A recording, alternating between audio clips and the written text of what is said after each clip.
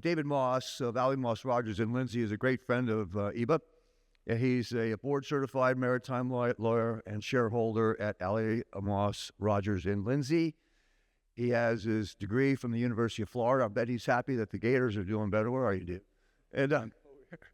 And let me introduce to you to talk on the subject of it's all foreign to me, foreign-built and foreign-flagged yachts, David Maass. Thank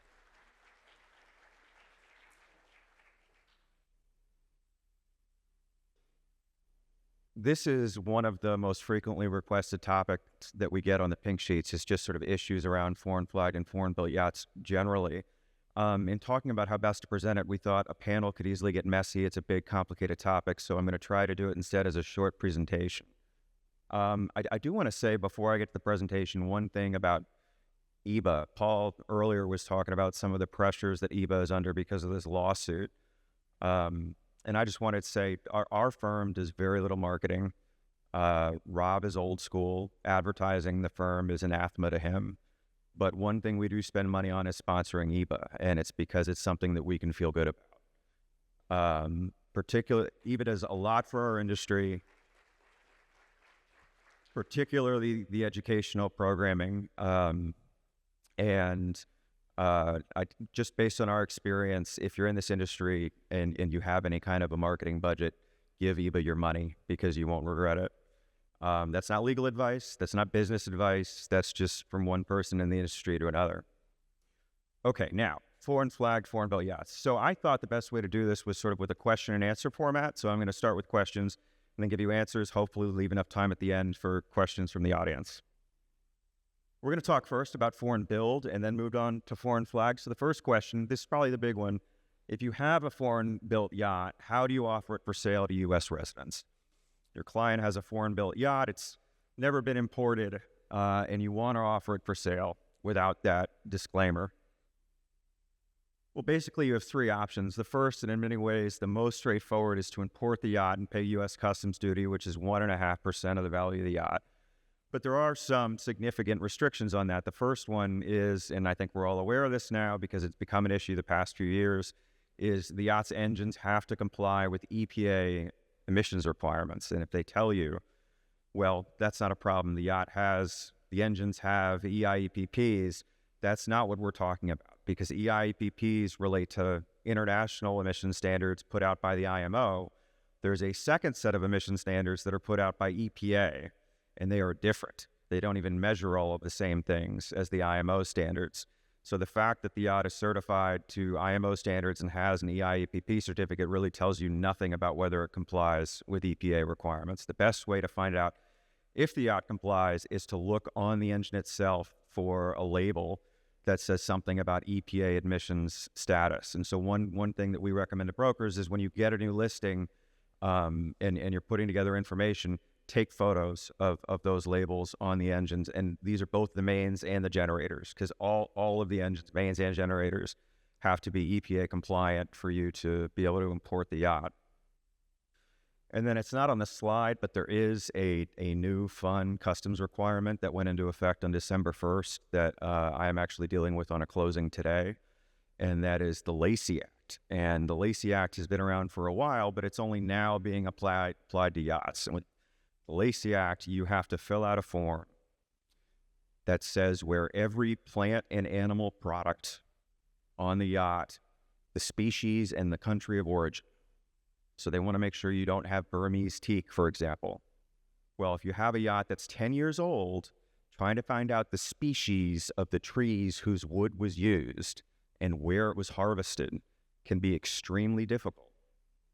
So that's something that we're all going to be facing going forward. I'm told that you do not necessarily have to be comprehensive, because you can obviously interpret plant and animal product broadly enough to encompass almost anything. I suppose petroleum comes from dinosaur bones, which were animals at one point. So that means all plastics are animal products, but I hope they're not going to push it to that point. So EPA emissions requirements and the Lacey Act are two things you have to worry about if you're just going to do an importation. You do have other options. And the other two options you have, which I think now we're all familiar with, are a boat show bond and a foreign trade zone. The big hitch with both of those, well, I guess there's two. The first is no owner use. While the boat is under the bond, the owner can't make use of the yacht. And then the second one is you can offer the yacht for sale under a bond, whether it's an FTZ bond or a boat show bond. However, you cannot close the sale. So if you want to close the sale, you have to either clear out the bond by going foreign, going over and closing in the Bahamas, or alternatively, if the buyer wants to import the yacht, you can import the yacht at that point without having to go foreign to clear out the bond. So there's two ways to clear out the bond. One is to go foreign, the other is to just import the yacht. But in either case, the owner can't make use of the boat, so this is not a perfect solution for being able to offer the yacht for sale. So that's the first question and kind of the big one. How do you offer a yacht for sale, a foreign-built yacht for sale to U.S. residents in U.S. waters? And the answer is you import the yacht, or you do a boat show bond, or you put the yacht in a foreign trade zone. Next question. So if you have a foreign-built yacht that has allegedly been imported at some point in the past, how do you confirm that? What do you ask for to make sure that the yacht has been imported and is still able to be offered to U.S. residents? You first want a copy of the entry summary from Customs, which will usually identify the yacht by HIN. If it was done by a dealer, often commercially sensitive information like the valuation that they attach to it for customs purposes will be redacted, but you still want that document that identifies the yacht and shows that duty was paid, even if it doesn't show what the duty was. And the reason you want that document is that CBP does no record keeping of its own. If you go to CBP and say, this yacht was imported in this year, can you please look it up for me? They can't or won't do that for you. So it's up to you. If you're trying to establish that a yacht was imported, it's up to you to produce evidence of that. And that evidence, the most important evidence, is the entry summary. Once a yacht is imported, the yacht can still be exported. So if you pay duty, import the yacht in the U.S., but then you want to offer the yacht for sale somewhere else, say you import the yacht into another country, the yacht would lose her duty paid status and you'd have to import again. So how do you know after a yacht is imported that she was never exported? You get an affidavit from the seller that says during his ownership he never exported the yacht. And if there are multiple sellers between importation and the transaction that you're working on, ideally you want affidavits from all of them. Everybody in the chain should sign an affidavit saying during my ownership I did not export the yacht. And if you have the entry summary and you have those affidavits, then you have very strong evidence that the yacht was properly imported, has not been exported, and can be offered for sale to U.S. residents while in U.S. waters. Okay, this one might scare some people. So the question is, can an owner use a foreign-built yacht in U.S. waters for pleasure purposes? Say you don't intend to offer the yacht for sale. Say you buy a yacht in Europe and then you bring her over here.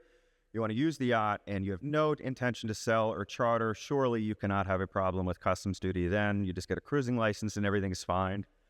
Well, that is true in a practical sense, but with an important caveat. And that is that if you look into the actual authorities on this point, like the decisions of the Customs Court and CBP rulings more recently, in fact, if a yacht foreign built is brought into the U.S.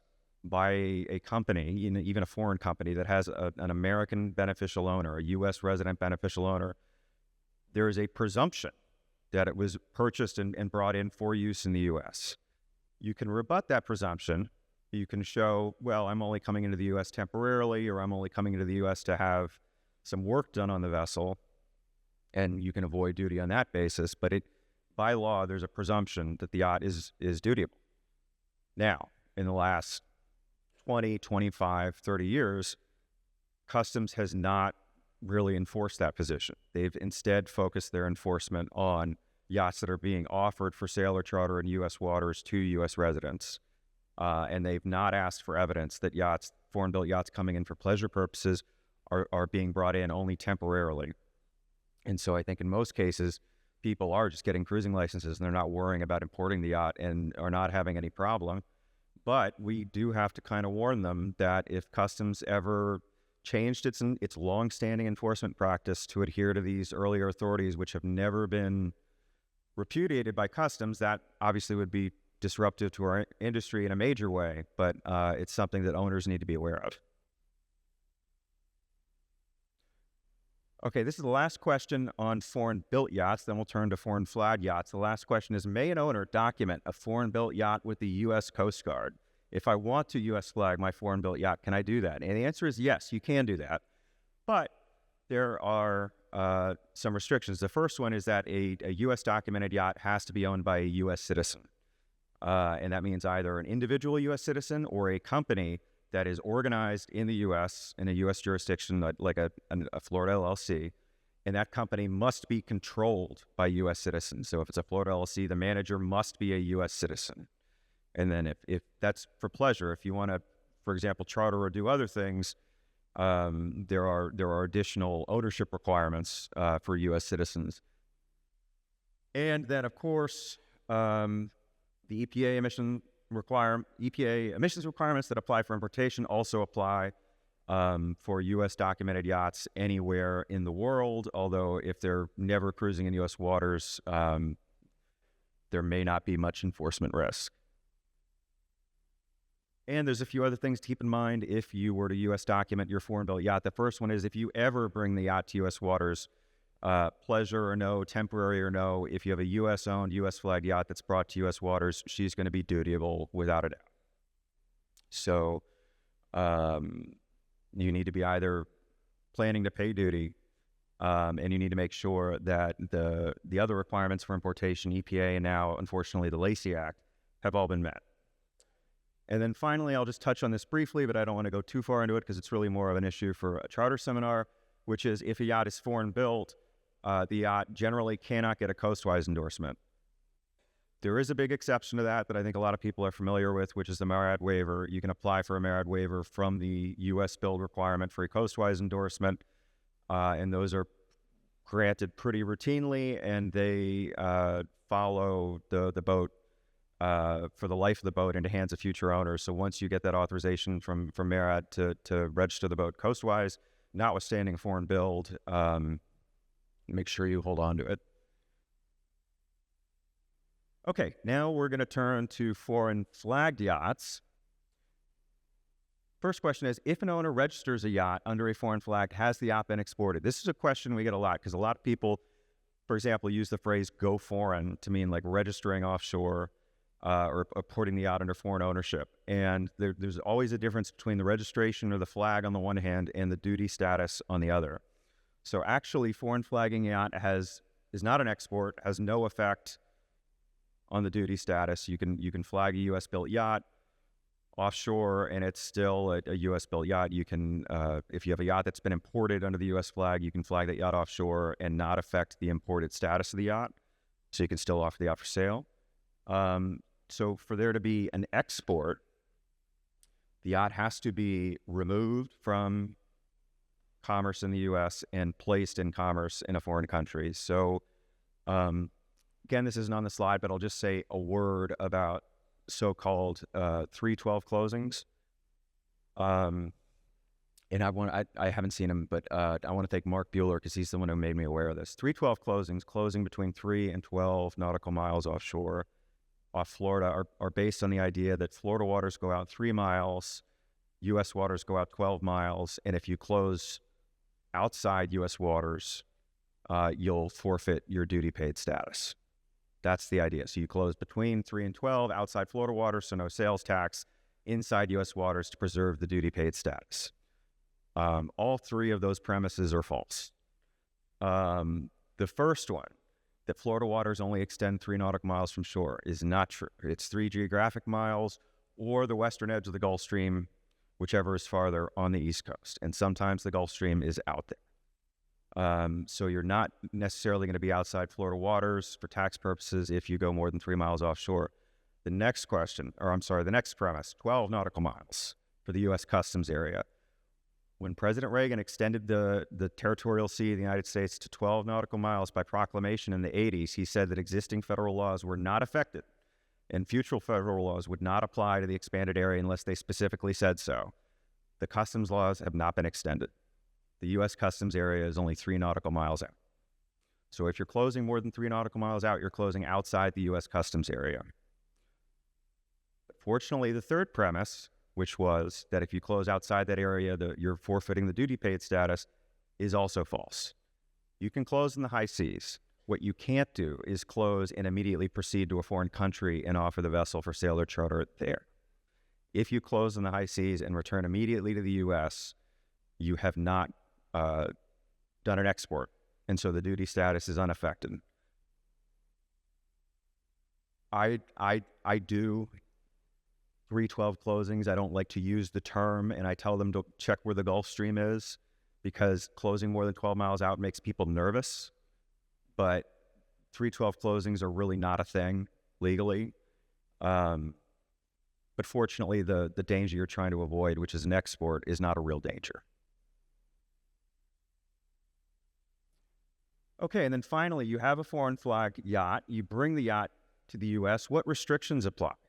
What's different about having a foreign flag yacht in the U.S. than having just a U.S. documented yacht? So you don't have to get a cruising license. I had a client recently who wanted to reflag because he was sick of having to renew his cruising license. He keeps the yacht in the U.S. He doesn't want to have to go out to renew his cruising license once a year. He was worried when his license expired, they would impound the yacht, or he would be detained. And that's not true. You don't need a cruising license to be a foreign flag yacht in the U.S. It just makes life a lot easier because you can move between ports without having to get permission to proceed from CBP. So that's the first thing. You want to get a cruising license because it makes it easier to cruise in U.S. waters. And to renew that, you have to leave at least once a year. Here in South Florida, that's not much of a challenge because the yachts are going back and forth to the Bahamas pretty regularly anyway. If you're over 300 gross tons in U.S. waters, there are some additional requirements. You have to have a certificate of financial responsibility, which shows that you have you can pay for any sort of oil pollution you cause. And you also have to have something called a national safety certificate. So a few years ago, and I think it was at a boat show where the Coast Guard started doing this. They were going back and forth to different yachts and asking to see their certificates because over 300 gross tons, you're supposed to meet all these safety requirements. And for most yachts, if you're between 3 and 500 gross tons, so you don't have the SOLAS documents like a cargo ship safety equipment, cargo ship safety radio, you don't have those documents to prove compliance with safety requirements. You need to go to your flag state and they will issue a document saying, well, whatever our safety requirements are as this flag, this yacht meets them. So it's called a national safety certificate. And if you're between 3 and 500 gross tons as a foreign flagged yacht, you should go and get one from the flag state to avoid running into trouble with the Coast Guard. And that was really it for the prepared portion. I wanted to leave some time for questions. So if there are any questions, I'd be happy to answer. How's my timing? Jeff Stanley starts in the front of the run. Thanks. So, David, not too much of a question, but something everybody in the room should know about. I learned very painfully yesterday. We're in a period between acceptance of vessel and closing on a 100-foot plus boat that is foreign flagged. It's Marshall Island registered. It's BVI owned for the company. During the survey, couldn't find the papers. Seller contacts his lawyer. His lawyer is working to bring the boat back into regulations with his papers, pay the tonnage taxes. Turns out it's been over 6 months. And in the BVIs, the ownership of the shares of that company have reverted to the Crown. He no longer owns the vessel. So we're not closing them all, as you can imagine. And they're going to next open their offices, I think, January 10th. And it's a 3-month process that involves petitioning the court. So keep your papers up to date. And should this have been known by the listing agent and listed about? Sure, but it wasn't. That horse is out of the barn. So it's a problem. So the lesson for clients is pay your annual fees, and the lesson for brokers, I don't know if this is overkill, but when you get a new listing, you could order a certificate of good standing to make sure the company is in existence and doesn't have any of these issues.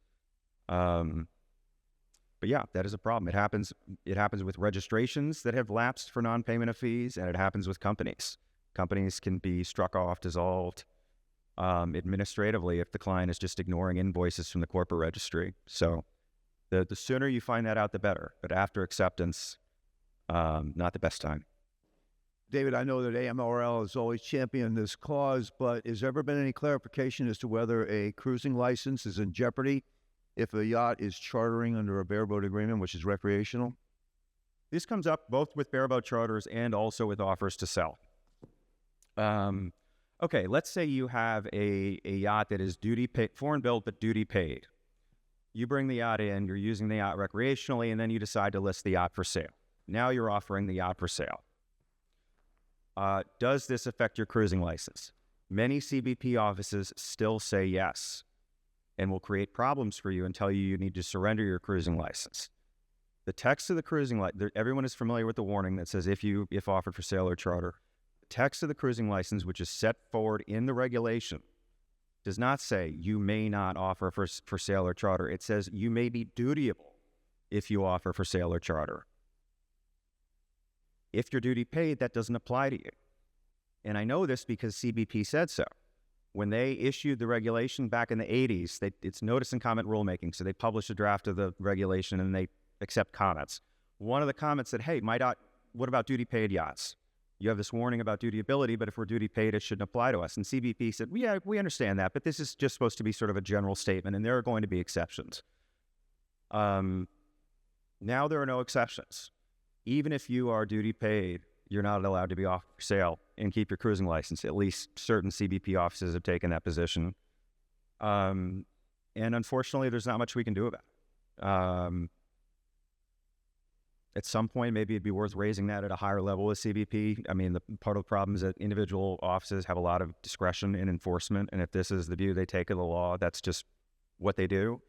But I really think it's inconsistent with the regulation and the statute, and it's something you should be able to do on a cruising license. And I think since I'm only dealing with legal challenges on 5 different fronts right now, we should make it an even half dozen and champion that cause with CPB. Jeff, you gave me an opportunity, I'm sorry to say, for a shameless plug. And I've thought about a sales career, but I'm going to take a stab at it anyway. There's a product that IYBA has developed for you. And from the very beginning, Laura Hogle was magnificent in devoting 8 hours of a day to us one day to set up a checklist you can use in boat docs. And what you can do in boat docs is you can set a reminder, and if this, then that. If you have a foreign flag vessel, or if you have a corporately owned vessel, you can put into your company tailored checklist when listing a boat to make sure that your corporate papers are in compliance. Save yourself. No, we know you're not the listing agent. Lessons learned, right? Youthful entrepreneur here. But there's another opportunity. And, I worked at HMY for many, many years, and I'm going to call Laura out again. One of the things that was wonderful about working in an environment like that was that it was a big company. We did a lot of transactions, and we learned from our mistakes. And when something happened, when a 2002 Viking 50 had Cook's gel coat issues, and it came up in survey and it was a problem, every 1999 to 2005 Viking that was transacted in the brokerage market after that place had to have a gel coat addendum attached to the purchase and sale agreement. We can do these automations for you in boat docs. So use the products that are here for you to do that. And these are the kind of things that trip seasoned, experienced brokers that Jeff wasn't in control of that paperwork until Jeff brought his guy down the primrose path to do a deal. Good luck. I hope it stays together. What other questions do we have? We got time for one more before lunch. Bill Boland. Thank you, David. I think most of what you addressed was foreign flagged, foreign built vessels. How about U.S. built vessels that are exported, sold overseas, and come back here to the United States to be sold? They're not dutiable? They are not dutiable. They are called U.S. goods returned. So there is still a consumption entry that has to be filed by customs, but you don't have to pay the 1.5%. And I don't believe they check for EPA either, because a lot of older yachts were nobody knew about these EPA requirements, and so there's no paperwork, there's no stickers on the engines. If it's U.S. built and exported, I think you can come back in and they don't check that. But they ask me to do some research before you rely on that statement. We're going to make room for one more question, David, quickly. Hey, thank you. You underneath the foreign flag boats, item number 2 was the boat show bond. Have they changed it, or is the boat show bond valid for marketing the boat only at boat shows and may not be marketed in between shows to people that weren't afford at the show? No, it can be marketed outside of shows to people who viewed the yacht at a show. Where that gets kind of gray is a broker will show up wanting to view the yacht outside the show and then claim to have viewed it on behalf of a specific client at the show. And maybe they hadn't met that specific client at the time of the show. So what you can do as an owner to protect yourself is have the broker sign an affidavit saying that they viewed it on behalf of this client, and you can do that either when they want to do the viewing outside the show. It's also a good idea when the boat is in a show to keep records of the brokers who are on board, and if they have any particular clients in mind who might want to view the yacht outside the show, have a record of that. Have them saying, I viewed the yacht on behalf of these clients, and then you're more comfortable showing it to them outside of the show. David, thank you very much, and thank you for your marketing prowess in supporting IYBA. Bob, take him to lunch.